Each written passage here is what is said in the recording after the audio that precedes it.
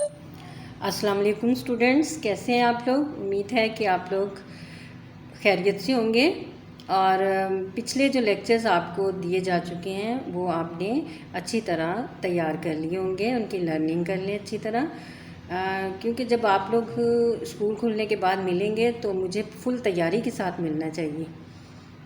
ٹھیک ہے students? Okay, اب ہم اپنا آج کا لیکچر سٹارٹ کرتے ہیں. اعوذ باللہ من الشیطان الرجیم، بسم اللہ الرحمن الرحیم.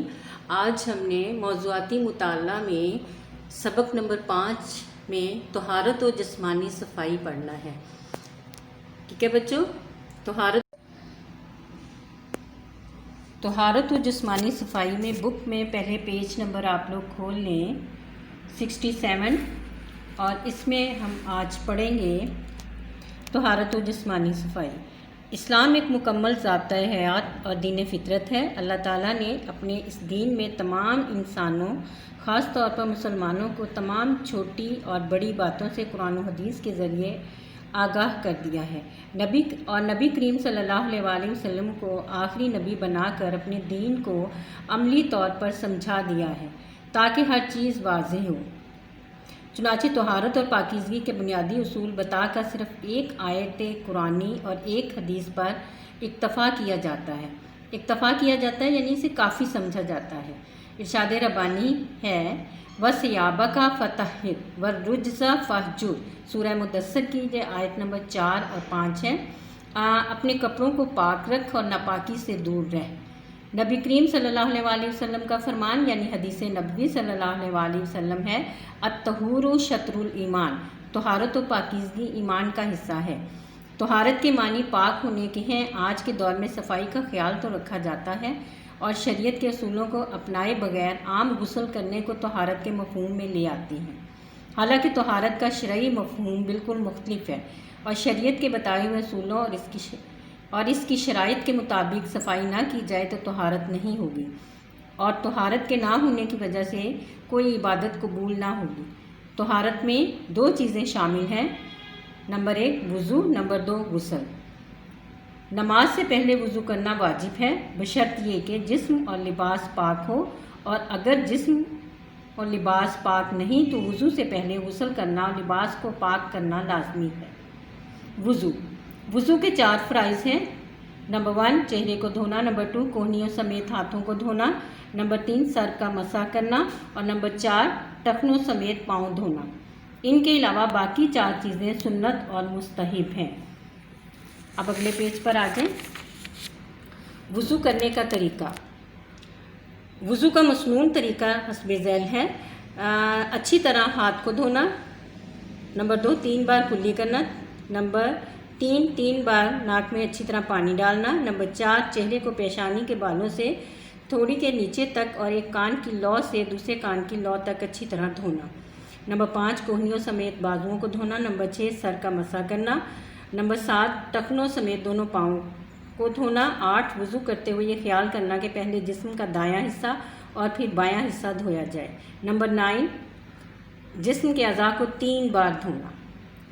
غسل. اردو زبان میں غسل کے معنی نہانے کے، اگر جسم پاک نہ ہو تو وضو سے پہلے غسل کرنا واجب ہے.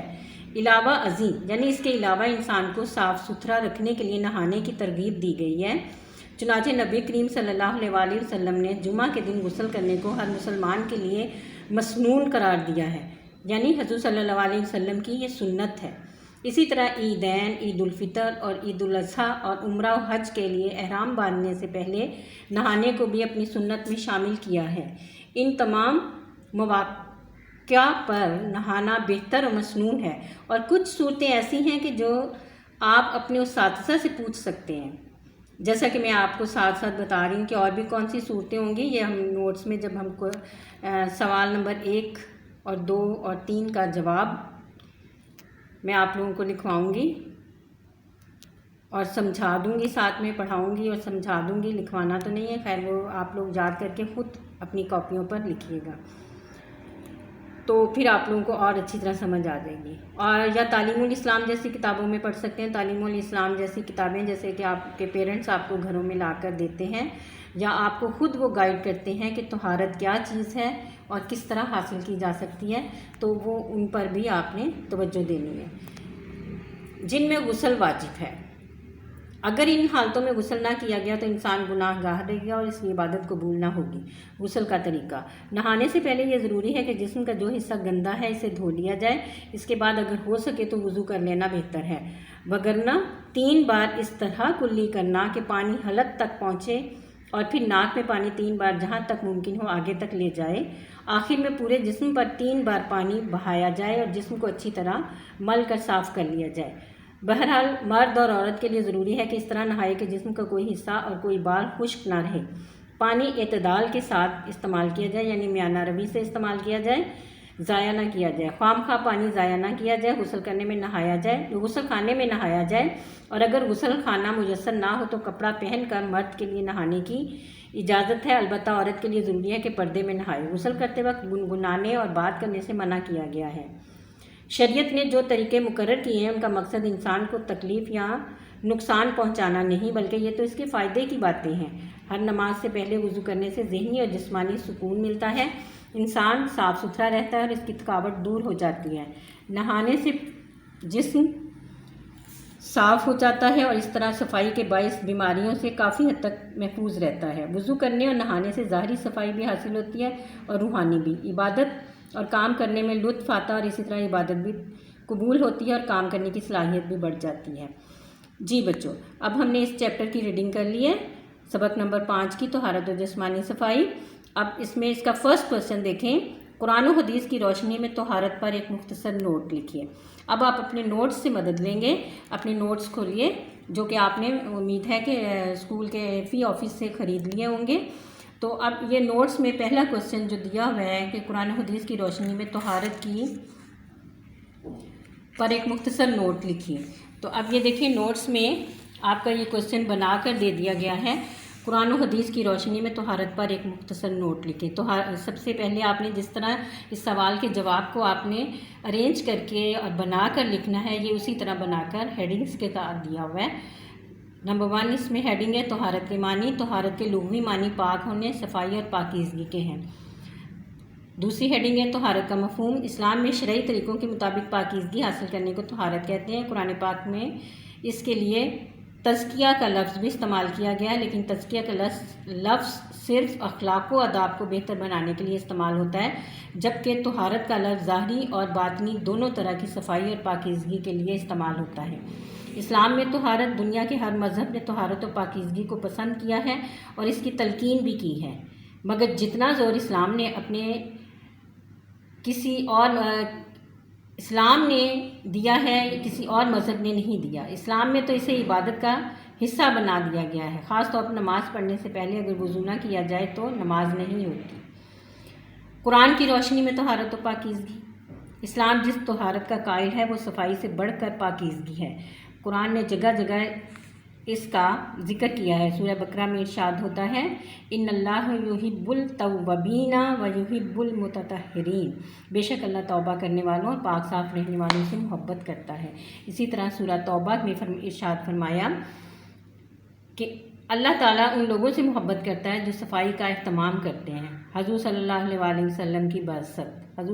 وسلم کی بعثت کا ذکر کرتے ہوئے فرمایا کہ بے شک تمہاری طرف رسول صلی اللہ علیہ وسلم آیا ہے جو تمہیں کتاب و حکمت کی تعلیم دیتا ہے، تمہیں پاک صاف کرتا ہے. اللہ تعالیٰ نے حضور صلی اللہ علیہ وسلم کو کپڑوں کی صفائی کا حکم دیتے ہوئے فرمایا وَثِيَابَكَ فَطَهِّرْ. بچوں یہ نوٹس میں آیت صحیح نہیں لکھی ہوئی ہے تو آپ نے یہ بک سے دیکھ کر آیت کو صحیح کر لینا ہے. وَثِيَابَكَ فَطَهِّرْ وَالرُّجْزَ فَاهْجُرْ، اور اپنے کپڑے پاک رکھ اور ناپاکی سے دور رہ. یہ آپ نے بک سے اچھی طرح اس کی کریکشن کر لینی ہے. سورہ مائدہ میں ارشاد ہوتا ہے اللہ نہیں چاہتا کہ تم پر کوئی تنگی رکھے، بلکہ وہ تو چاہتا ہے کہ تمہیں پاک صاف کر دے اور تم پر اپنی نعمت تمام کر دے، یعنی پوری کر دیتا ہے اور تاکہ تم شکر ادا کرو. تو اس کی بھی کریکشن میں نے ساتھ بولنے میں کر دی ہے، دوبارہ سن کر اس کی کریکشن کر لیجیے گا. سورۃ الواقعہ یعنی سورہ واقعہ میں ارشاد ہوتا ہے بیشک یہ قرآن بہت عزت والا ہے جو ایک محفوظ کتاب میں درج ہے جسے صرف پاک لوگ ہی چھو سکتے ہیں۔ حدیث کی روشنی میں طہارت حضور پاک صلی اللہ علیہ وسلم ظاہری اور باطنی یعنی اندرونی اور بیرونی ہر طرح کی صفائی کا بڑا اہتمام کرتے تھے۔